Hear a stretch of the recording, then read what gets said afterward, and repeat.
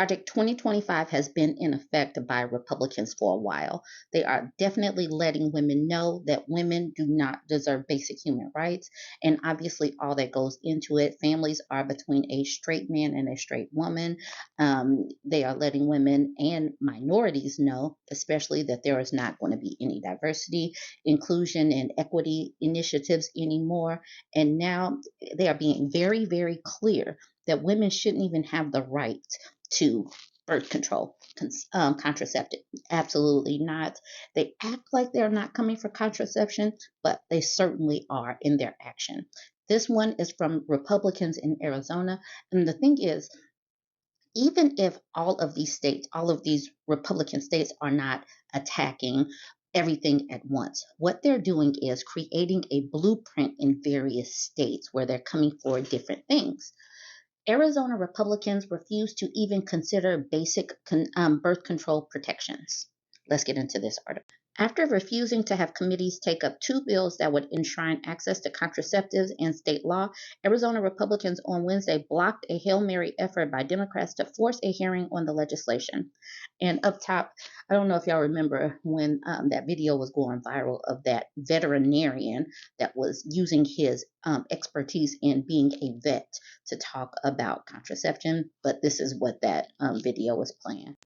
Each deemed the Right to Contraception Act, the identical bills in the state's House and Senate that would guarantee Arizonans the access to any drug, device, or biological product intended for the use and prevention of pregnancy, including Plan B emergency contraceptives. Democrats say such defenses are necessary in the wake of the U.S. Supreme Court striking down Roe v. Wade, which has emboldened Republicans to take aim at a range of reproductive protections. But Republicans, which have single-seat majorities in each chamber, have refused to assign the bills to any committees, blocking them from progressing or even having a hearing on either the chamber's floor. So on Wednesday, Democrats led a vote to amend each chamber's rules that allow them to bring bills to an immediate vote. Unsurprisingly, every single Republican voted against the change. While casting her vote in favor of the rule change, Democratic State Representative Stephanie Stahl Hamilton, sponsor of the House version of the bill, said she felt like she was out of options. I have been here for 4 sessions, and not once have any of my bills been heard in committee or reached the floor, she said, adding, the topic of this bill is so important that I believe it deserves a hearing.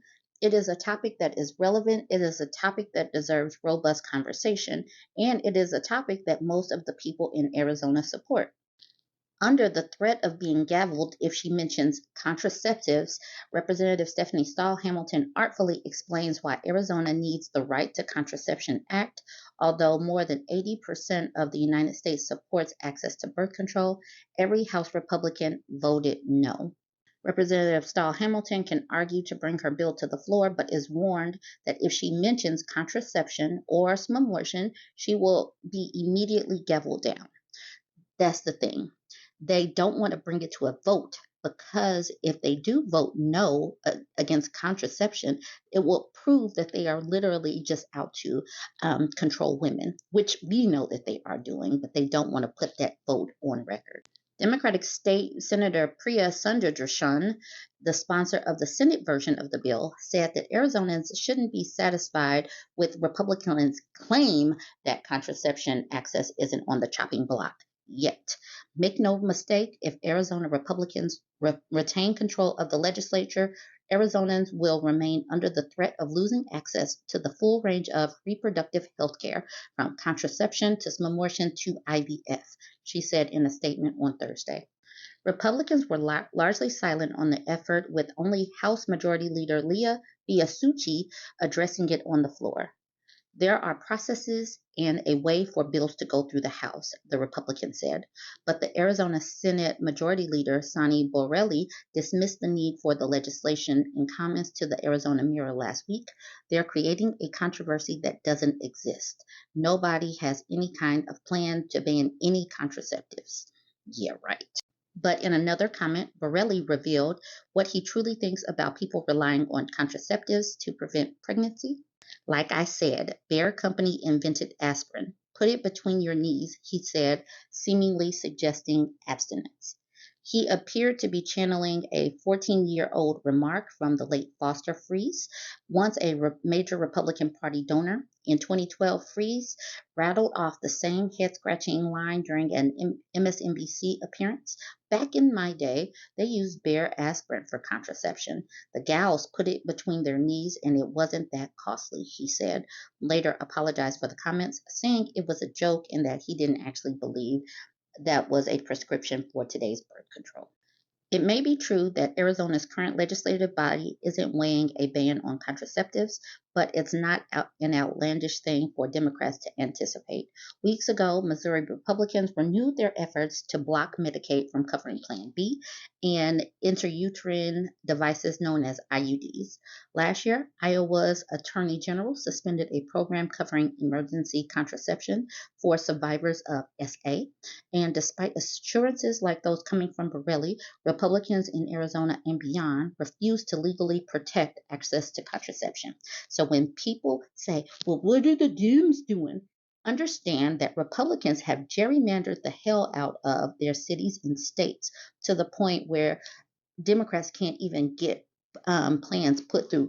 bills put to a vote. So there is a reason why Dems can't just do. Understand that if things were truly democratic, that the voices of women would be heard, because most people do support birth control. But the Republicans in their leadership do not think women should have the access to control their own bodies. Jump in the comments. Let me know what you think about this one. Don't forget to like, comment, and share. Today, a federal judge appointed by Donald Trump ruled that Texas fathers have the right to deny their daughters health care. That's right. This ruling says that if you're under 18, your parents will be notified if you request birth control from your healthcare provider. If your parents say no, you won't be able to get a birth control prescription, IUD, or other forms of contraception, even if you're asking for it to help with acne or bad periods. This ruling is devastating, especially in a state like Texas with an abortion ban that's killing pregnant women. It's also dangerous for the millions of teens taking birth control to treat diseases like endometriosis or debilitating migraines. The Biden administration fought this ruling in court, urging judges to protect confidential access to birth control, but Republican-appointed judges, including one appointed by Trump, ruled against them. After Donald Trump and his Supreme Court justices overturned Roe v. Wade, we knew attacks on IVF and birth control were next. The first warning shot has been fired, and it will only get worse from here. If Trump is reelected, he could appoint more judges that would make decisions like this, putting access to birth control at risk for Americans under 18 without a permission slip from their parents. This is an interesting post. Web searches for VPNs swell 400% in Texas as Cornhub blocks access. Don't mess with Texans where it comes to corn.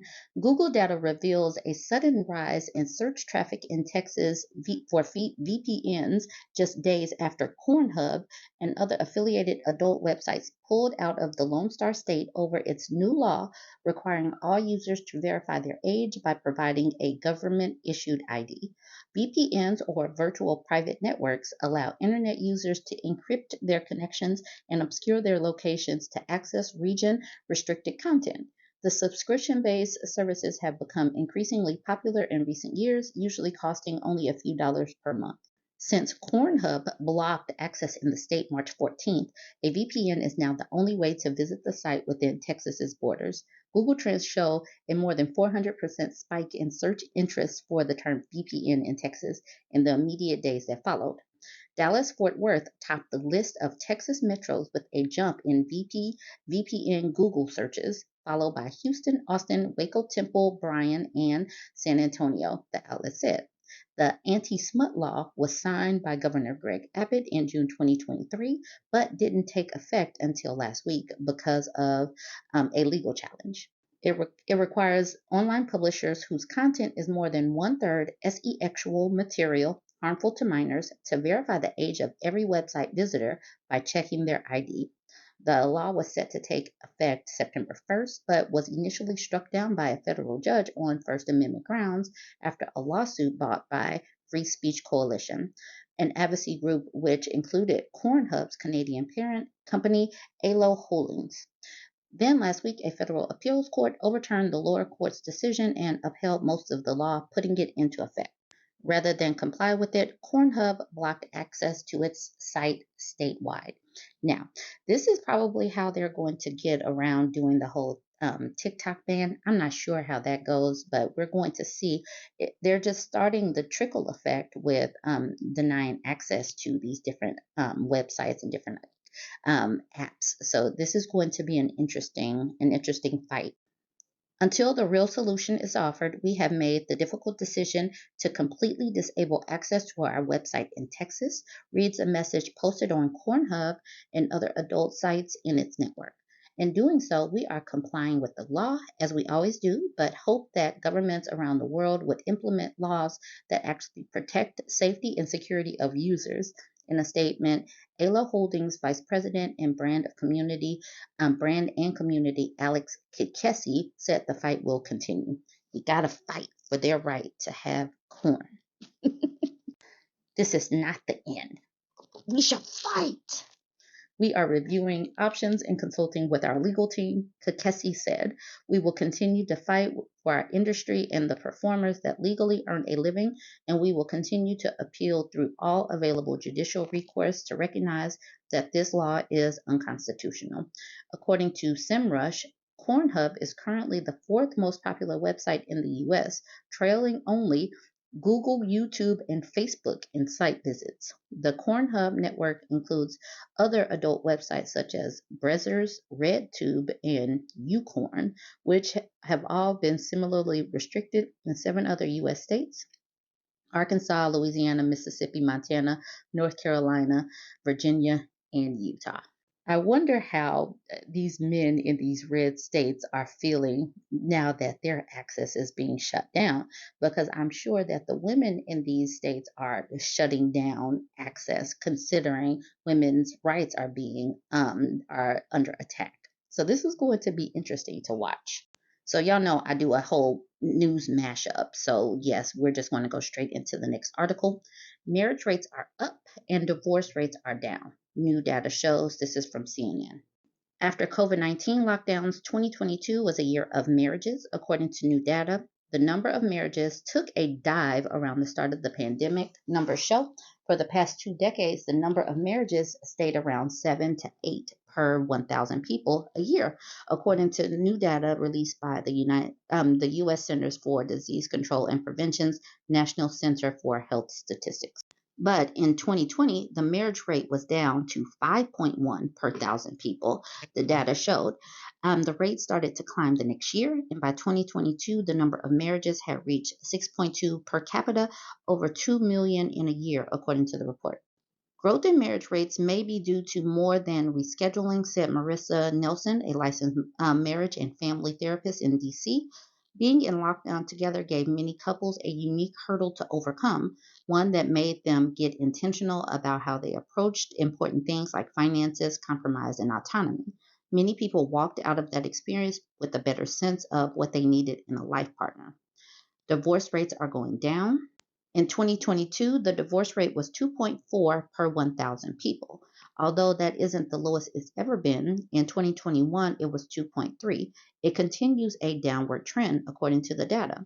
By comparison, the rate of divorces in 2000 was 4 per 1,000, which means the current rate is a big decline from 2 decades ago. Being stuck in a home together during the lockdown forced a lot of couples to face problems in their relationship head on that might have caused additional strife, or it could have helped them lay better groundwork for a stable future. Changes over the past 2 decades may have also helped. Therapy has become more normalized, roles in marriage have become more flexible, and people are more used to talking openly about how they want their marriages to work. Changes in how we pick our partners. Another big change recently has been the way people enter marriage, said Ian Kerner, a licensed marriage and family therapist and CNN contributor. In my practice over the last decade, I've noticed a gradual shift from romantic marriage to the companionate marriage, meaning that people are increasingly choosing spouses at the outset who are more like their best friends than passionate partners. In doing so, doing so may lead to problems with attraction, but it also means those people are choosing partners based on qualities likely to promote long-term stability and satisfaction. At its bare minimum, the concept of commitment implies the experience of being bonded with one another. At its very best, it means being bonded with someone who is consistent, safe, and secure home base that will be there for you in the face of any adversities, says Dr. O'Neill, a Boston-based psychologist, in a recent CNN article. So there you have it. Marriages are up slightly, divorce is down slightly, and it could just be the intentionality that people are going into marriage because, hearing all of these stories from videos and listening to women, a lot of women are opting out, but maybe the people who are getting married are being quite intentional about actually being married. For the next news article, we're moving to Colorado. Former Aurora Police Chief claims she was fired without cause. Former Aurora Police Chief Vanessa Wilson filed a lawsuit against the city Friday, claiming she was fired without cause because of her association with and advocacy on behalf of individuals of color. DEI is under attack, and so are the people who fight for it. The federal rights lawsuit claims 3 city council members and some officers were upset over her efforts to clean up the troubled department, which ultimately resulted in her firing. Wilson was named the department's interim chief in January 2020. Around that time, the suit points out the department was involved in several high-profile incidents, including the August 2019 death of Elijah McClain. She was tasked with restoring community trust, the lawsuit says, and in doing so, developed and implemented anti-bias policies and practices. The suit claims she held officers accountable by firing at least a dozen of them during her tenure. Among them were the officers who mocked McClain's death in a selfie, and then the union head who mocked diversity on the force in an email that's part of the lawsuit. In it, according to the lawsuit, he wrote, "We can make sure to hire 10% illegal aliens, 50% weed smokers, 10% crackheads, oh, okay, and a few child molesters, okay, and unalivers to round it out. Oh my goodness." So we can make the department look like the community. Chief Wilson stood with and advocated for the minority members of the community in Aurora, and for that she was pushed out of her job, her attorney Paula Greisen said. Also, during her time as chief, the Colorado Attorney General's office completed an investigation that found Aurora police had longstanding pattern and practice of violating state and federal law through racially biased policing and using of excessive force and disproportionately injuring people of color. In November 2021, when the makeup of the city council changed, the lawsuit alleges Wilson was targeted for her efforts.